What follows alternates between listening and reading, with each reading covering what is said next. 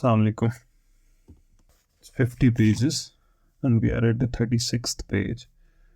And the content also gets shorter and shorter. Towards the end, he touches things which he has to. The meat of the discussion is like almost over. Last time we discussed reliance on God and the beginning of study, its amount and its organization. We spent most of the time with that particular chapter.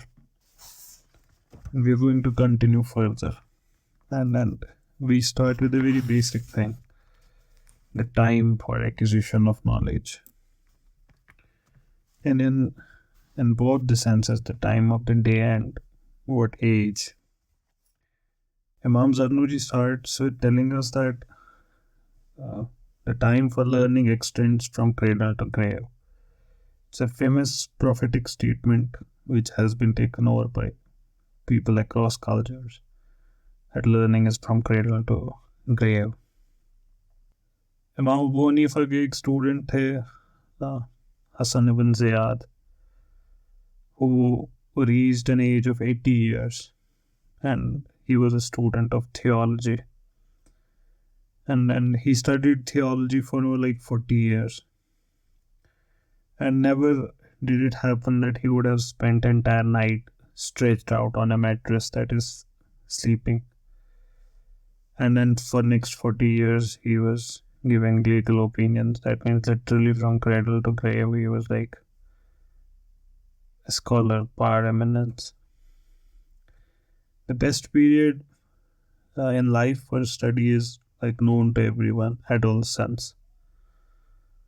The beginning of adolescence. You can literally do everything you can in during that period and make use of it in best possible way. With time it becomes difficult. The responsibilities increase.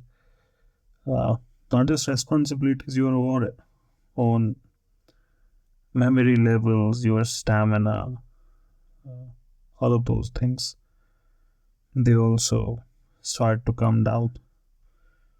So you should make use of it in the best possible way, your youth. And the best period of day is the time of dawn and the time between the setting of sun and the first prayer vigil of the night. ताजुद से पहले का time और ये वाला time अभी से, ये सबसे अच्छा टाइम है पढ़ने का. शाम का वक्त, इस वक्त बहुत मन होता है सबका पढ़ने का. और सुबह early, dawn. It is necessary to fully immerse oneself in the study of knowledge at all times. लेकिन इस सब से कभी कभार बोरियत भी आ जाती है. You get tired. You get fatigued by a particular book or particular thing you're reading again and again. And in that case, we discussed it when we were discussing books को कैसे approach करना चाहिए. तो ऐसे case में क्या करना चाहिए? There is no problem in taking a break from a particular book you're studying. There are books which are like 800 pages, 1000 pages, 3000 pages. There is no need to read that book in one go. There's absolutely no need. If you can, good for you. But if you cannot, ऐसा कोई पत्थर में लिखा rule नहीं है कि एक setting में ख़त्म करो. You can, आप उस बुक को बंद करें, साइड रखें, कोई बात नहीं. Take it after a month even. I have been giving these examples. I have done it. I do it quite often with big books. I take them after months altogether. And then that's perfectly fine. So don't make a subject boring on yourself. Just help yourself in making it entertaining. Something you can enjoy. If you're not able to enjoy it, read it in small chunks. You can always return to the text. That's okay. Ibn Abbas is a very famous name. इनके नाम की जो तफसीर है बहुत मशहूर है, तफसीर इब्न Abbas. So when he would become tired of speaking, and this is academic speaking, when he would like teach his student. Teaching in early Islam wasn't like teaching was learning simultaneously. In fact, one of the prophetic statements, he places teachers and students at the same level uh, in terms of blessings they receive from God. So what he would do when he would be tired, he would ask one of his students, hand me the collection of the poets. So that's what he would do. He would indulge in things outside his text. And that's how he would refresh himself. And that's perfectly fine to do. Don't bore yourself to death. Don't do that. Muhammad ibn al-Hassan did not sleep a night without placing before him various texts. और जब वो एक से bore हो जाते थे, if he would be fatigued with one of them, he would look into another. और नींद को भगाने के लिए he would use cold water, and he used to say sleep is induced by heat, and it's true. Both the things, low temperature and high temperature, both induce sleep. And then it's almost a struggle dealing with sleep, and some of you who have been with me know it. I myself, it's a constant struggle every day that I fight against sleep, and more so during the daytime. Afternoon, like share, but it's a struggle which you have to take care of, and these are a few things you can do. We have talked about it, so add one more to that. That's all about acquisition of knowledge. कौन सा time में करना था. He covers it in like few lines, that's all. And he moves on to discuss helpfulness and good advice. Now this is very important. Some of the things he says here are very, very important and cannot be emphasized more. A person of knowledge, he must be sympathetic and helpful rather than jealous. Now this sympathetic characters, they are humble.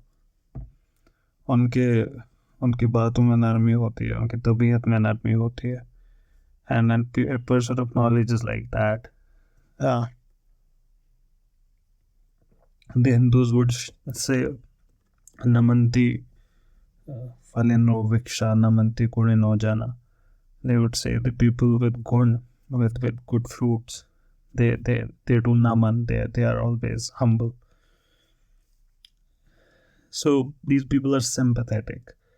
For envy is injurious and devoid of any benefit. Shaykh al-Islam Burhanuddin used to say कि किसी भी learned इंसान का उनकी औलाद will always turn out to be a learned person. Why? Because the man of knowledge, the character of such a person is sympathy, helpfulness. He wants his disciples, he wants his students to learn. ये उसके दिल में होता है उस्ताद के, जो सही sense में उस्ताद होगा.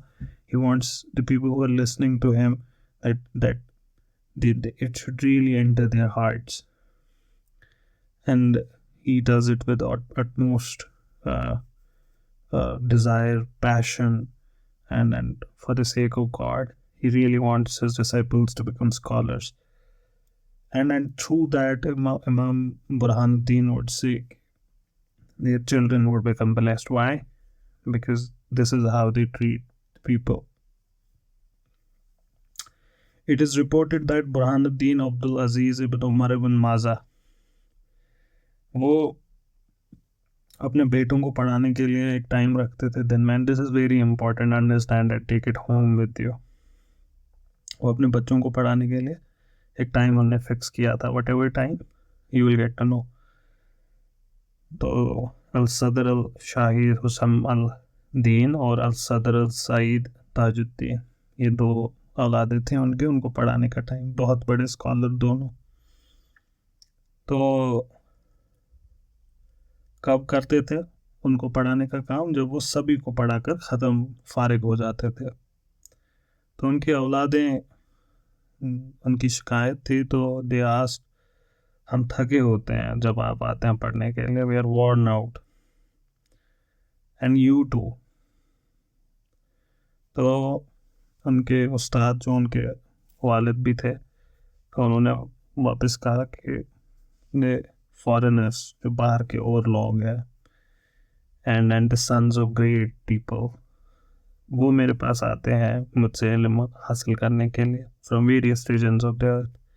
मुझ पे फ़र्ज़ बनता है कि मैं पहले उनको इंस्ट्रक्शन दूँ.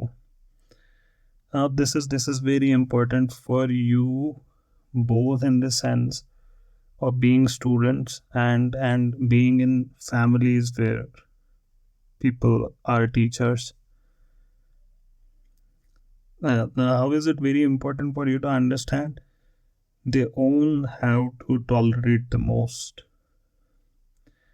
The people who are there in the inner circle, the students, the wife or the husband or the children or the parents or the friends. It's they who have to tolerate the most.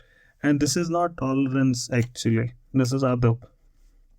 And this is very important for your teacher to nurture himself, to protect your teacher. This is how you protect him. You become coolness of his eyes. Because no one else outside would understand your teacher better than you. You know how he talks, what he means when he scolds. When he is cold, what it means. The Udante, what it means. The outsider doesn't know his nature, doesn't know his character. He might know agar aapko डांटेंगे, you would know what he is trying to say. The others would not understand. So with every privilege comes a responsibility. So you as students, we as students, and we as people around whom there are teachers, we have to nurture them. And how to nurture them? By easing things for them from our side. मैंने आपको bag उठाने का example दिया था. Now this is beyond that. The own can wait. The own should wait. And the own must wait. आपको मशहूर किस्सा पता होगा फतेह मक्का के बाद, हुनैन के बाद, मोस्ट प्रोबेबली हुनैन की जंग के बाद बहुत माल गनीमत था और हुजूर पाक सल्लल्लाहु अलैहि वसल्लम he preferred to he gave more to certain people who had just become Muslim, and there was thoda sa some kind of dissatisfaction with it among the Ansar of Medina, because this is after he had lived in Medina for a lot of time, and people in Medina had protected him in the Zahiri sense of the term, and they had supported him and his Sahaba when no one else would. And they thought that they at least deserved this. When the victory had come, they would also reap the fruit of the victory, but they were not given apparently. And then when the issue reached the Prophet, he called them and he told them, is it not enough that they will take all these goats and sheep and camels and horses, whatever the things were, and you get Rasulullah, and instead you get to take the Prophet of God home. And he tells them that, okay, you get to take me home with you. That these people would get his company, and that's something good, that's something beautiful. And so with respect to teacher, I'm not talking about the Prophet here. You get to have your teacher most of the time, the others don't. You get to have his intimate moments. You get to see him like when he has food, when he is himself, when he जो वो थके होते हैं.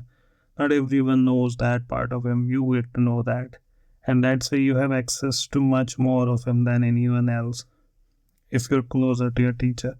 So you wish to ease your teacher, not create difficulties for him. And then one more important thing is who will understand. It's always going to be your own that would understand you better than the guest. But why would you do that? And how is it possible that you can do that? The own can only do this if they love and respect their teacher. Otherwise it's too difficult. किसी को sir पे चढ़ाना बहुत मुश्किल होता है. Unless and until आपको उनसे मोहब्बत हो, जैसे आपकी औलाद, उनके साथ आप बिल्कुल, you get the point. Yes. So you should be helpful to your teacher in this sense. And through the blessing of his benevolence, ये जो इनके दोनों औलादे थी ये बहुत बड़े स्कॉलर्स बने. इमाम ज़रनुजी आगे कहते हैं कि ज़रूरी है कि बहसबाजी में ना पड़े. क्या कहते हैं? इट्स नेसेसरी, प्रेफरेबल नहीं, नेसेसरी. नहीं होगा इल्म हासिल नहीं तो necessary not to enter into litigation with anyone, nor have any altercation with him. This is time consuming. अगर sermon of the mount कभी मौका मिला है आपको उनका sermon of the mount हज़रत ईसा का पढ़ने का मौका मिला हो कभी, तो at one of the places he says, so he would say settle matters quickly. अगर आप if someone is dragging you to court, बेहतर है कि रास्ते में मसला हल करो. If I'm not mistaken, elsewhere he says take off your shirt and give it to him. रास्ते में and अपना मसला हल करो. Do it while you're still on the way. Yeah, it's Matthew chapter 5. The verse is also chapter 25. It is said that whosoever does good to others is rewarded because of his beneficence. And while he who does evil, उसके साथ क्या होता है? Is he also punished? इमाम ज़रनुजी कहते हैं उसके evil deeds enough है punishment. ये punishment ही है. When a person does something bad, it's enough a punishment for him.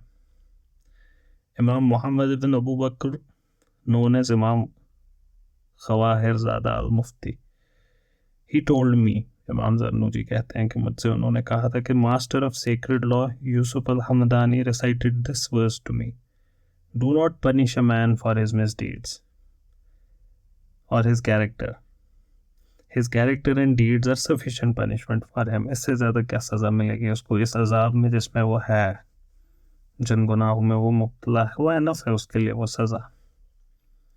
तो ज़रूरत नहीं है वहाँ और ज़्यादा उसको खींचने की. ये कहते हैं कि it is also said he who wishes to humiliate his enemy by showing his superiority home, let him repeat these verses.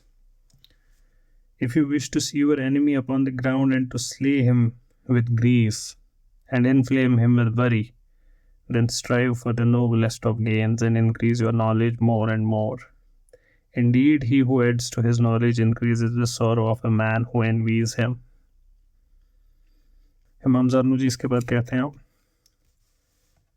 लेकिन कभी ऐसा न करना कि you seek knowledge not for the beneficial what is beneficial for your soul. ये नहीं करना. So he brings you back again कि इसके हैं बहुत सारे फ़ायदे मगर नीयत अपनी साफ रखना. Not conquering the enemy, ये नहीं होना चाहिए मकसद.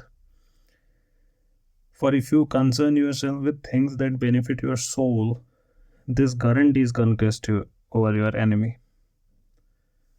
अगर आप दुश्मन पे फतह हासिल करना चाहते हैं तो फतह हासिल हो भी सकती है, नहीं भी हो सकती है. लेकिन अगर आप इल्म हासिल करते हैं अपनी रूह की तस्कीन के लिए, तज़किये के लिए, तब ये भी होता है और दुश्मन पे फतह हासिल होती ही होती है. Be aware of hostile action, for this will cover you with shame and waste your time. Furthermore, you must bear injustice patiently, especially if it comes from fools and idiots. वहाँ पे bear injustice patiently, ये student के लिए necessary है. ये हज़रत ईसा को coat करते हैं, कहते हैं bear once with a fool so you may gain tenfold from your God. इसके बाद एक बहुत इम्पॉर्टेंट और बहुत ज़रूरी something we have forgotten. कहते हैं be aware not to think ill of a believer, for this produces hostility. हम बहुत सारे लोग हमें ऐसा करते हैं, we assume things about people. We do this guesswork and we assume what other people might have said or done or what their intentions were, and we do it. हुज़ूर सल्लल्लाहु अलैहि वसल्लम ने इसको हराम करार दिया है. For the Prophet said, think well of believers. Always give benefit of doubt to everyone. And Evil thinkings, where does it come from? Thinking evil of people. It springs from malignity of intent. इंसान की नीयत का index होता है. ये wickedness of character का index होता है. People who think negative about others, if the evidence is not there, only few hints are there, and from those hints they derive something bad. It only shows their own character. It is just as Ubul Tayyib al-Mutanabbi said, if the deeds of a man are evil, then his thoughts are evil. And he believes whatever suspicion haunts him. कोई भी बेकार बात उसके सामने आएगी उस पर यकीन करेगा, फिर वो उसको खींचेगा, बात एक होगी उसको बहुत खींच के आगे उससे बहुत स्पेकुलेट करेगा. So people with negative thoughts or people with negative actions, ये होता है उनका असर. और ये स्पेकुलेशन हराम है. It's entirely हराम. सूरह हुजुरात में अल्लाह ताला ने इसको कैटेगोरिक कहा कि स्पेकुलेट नहीं किया करे लोगों के कैरेक्टर के बारे में. Avoid suspicion, do not speculate. Certain speculations are pure evil. And फिर क्या होता है, काफ़ी सारे लोग स्पेकुलेशन से एक कदम आगे फिर बढ़ते हैं, अपनी स्पेकुलेशन को फैक्ट में बदलने के लिए दे स्पाई. क्योंकि ठीक है, we can not speculate, so let's spy on others to find out their faults. we do it, many of us do it. सूरह हुजुरात में अल्लाह ताला ने इसके बाद इमीडिएटली इस चीज़ को एड्रेस किया, डू नॉट स्पाई. इस इंटेंशन से नहीं करना चाहिए that you are spying on people too. And one of the verses, it's a beautiful verse in Quran, when God says forgive and forget. Do you not want God to forgive and forget? It's a very, very beautiful verse, because one of the things collective miras insaniyat ke is what is called the golden rule. Do unto others what you want them to do with you, or not do to others what you do not want them to do with you. It's a statement more famous because of Christians, because it's in the Bible. Jesus used this statement, and across cultures we find it. We find it with Hindus, with Chinese, with Japanese, with everyone. And I remember there was this idiot of a person running a website and a challenge maligning the Prophet's name, and Islamophobes, sir, I don't want to name him, don't want to give undue publicity to anyone. And he would one of his challenges was that the only tradition on this planet which doesn't have the golden rule is Islam. And then back then I was interested in finding it out, because it was something that would bother me.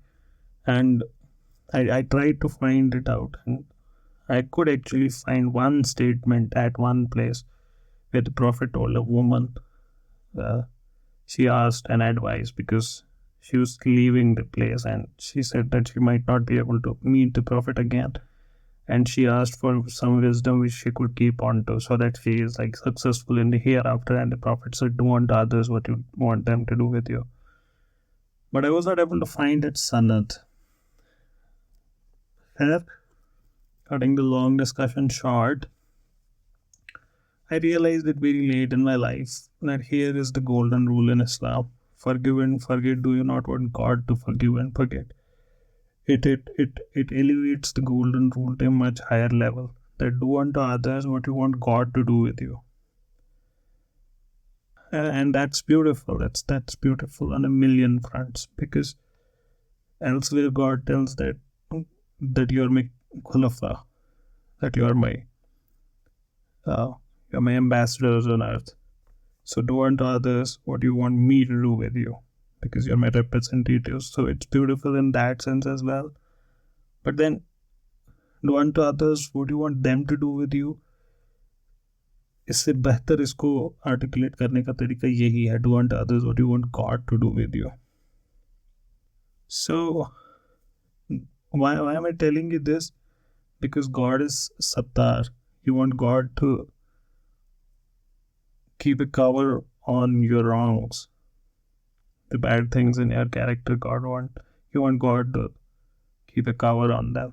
You don't want people to know all of those things, and it's part of fitra, not wanting people to know the things, the problems in your character. And the Prophet encouraged hiding. He encouraged not telling people about the things you have done wrong. He would encourage that. Don't do that. So if you want God to behave as Sattar with you, one who keeps your Sattar, one who covers your ab, so be the people who cover others' ab, and you see them like that, you try to cover them. And believers are close to each other, they cover each other. But the ones who do not do it were suspicious. It's a reflection of their own character. They would make enemies out of their friends. They would invariably end up doing that. Another poem of unknown authorship was recited to me. Draw away from a wild person and do not seek him out.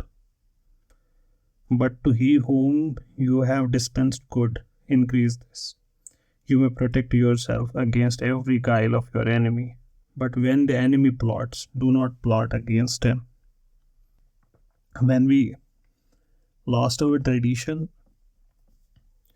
then the aspect of Islam which tells us an eye for an eye, tooth for a tooth, it was that Islam which was presented as this is what Islam is. And the truth remains, and it's alive with our people of tradition. It's alive with them that it's always better not to plot. It's always better to forgive and forget. And that's what we have learned, Sina Basina, from our elders throughout generations. That's what we have learned. That Muslim character is that. Muslim character is not that of seeking revenge. It's a character of giving away an inch. Our character, we would not say it that we would turn the other cheek. We would never say it. And apparently the people who would say it would never turn the other cheek. But we would practically do it. We would be the people who would turn the other cheek. But not to the level of debasing ourselves. That we would not do. We were a people who were khuddar, who would look after our own respect. We would do that. But we would always tell ourselves, and let the enemies plot, we are not gonna plot against them. This is what we would tell our children in our homes. It's somehow lost upon us now. It's Imam Zarnuji quoting an unknown author. He's writing in 1200s. It's not a modernist Muslim telling you this. It's he telling people in his era. So you can understand that this is not something which is new to Islam. This is our tradition. This is our inheritance. And then understand one more thing about inheritance. If you understand, भाई इतनी समझ तो सबको होती है कि when a person leaves this world, whatever culture he is from, Hindu, Muslim, Sikh, Isai, atheist, anything, and he leaves कुछ दौलत, तो दौलत फिर बढ़ती है ना आगे, इस्लामिक वे में बटे किसी और वे में बटे, उससे मुझे मसला नहीं है, क्योंकि आप सब लोग ये समझ ही जाएंगे कि एक हकीकत हर एक कानून की है. इनहेरिटेंस बढ़ती किन में है सबसे ज़्यादा? जो सबसे करीबी रिश्तेदार होते हैं, सबसे ज़्यादा इनहेरिटेंस उनमें बढ़ती है. और जो जितना दूर का रिश्तेदार उसमें उतना कम. जो बिल्कुल ही रिश्तेदार नहीं उसको कुछ नहीं मिलता. Prophets leave no inheritance except knowledge. If you want to inherit knowledge from the Prophet, if you want to inherit knowledge from the Ashab, if you want to inherit knowledge from the Ahlul Bayt, if you want to inherit knowledge from our Akabir, from our Aimma, Imam, if you want to inherit knowledge from them, develop a relationship with them. The closer you are in relationship with them, the more inheritance you will get. A poem by Sheikh Ahmed Abu Fath al-Basti. उनकी poem एक recite करते हैं, लिखते हैं यहाँ पे. The intelligent man is not safe from an ignorant man who besets him with tribulation and annoyance. तो खुद को दूर रखा करें इन लोगों से. Let the wise choose calm over belligerence and remain silent when the other shouts. That ends this chapter. ये मैंने कहा कि ये बहुत छोटे छोटे chapters हैं फिर towards the end of the book.